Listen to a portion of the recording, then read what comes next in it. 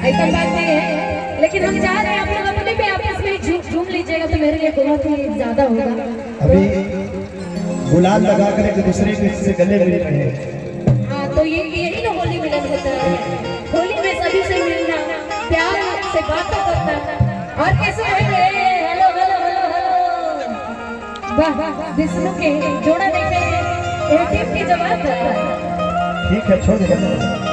हम कहीं रवि भैया आए हुए पर रवि भैया का साउंड सिस्टम है, लेकिन हमारे भैया तो बहुत ही अच्छा साउंड बोल रहा है। अमित साउंड उनका ना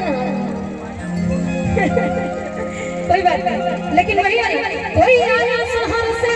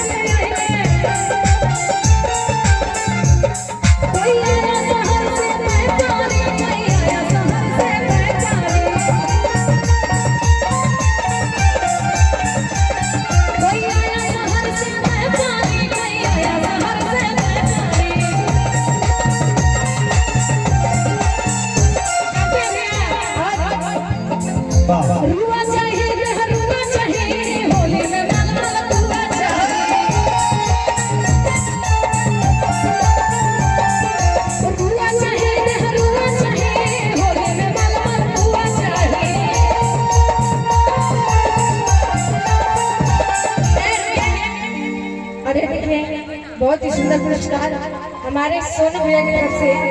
ये हजारों हजारों आशीर्वाद है और बहुत बहुत धन्यवाद आपको भी।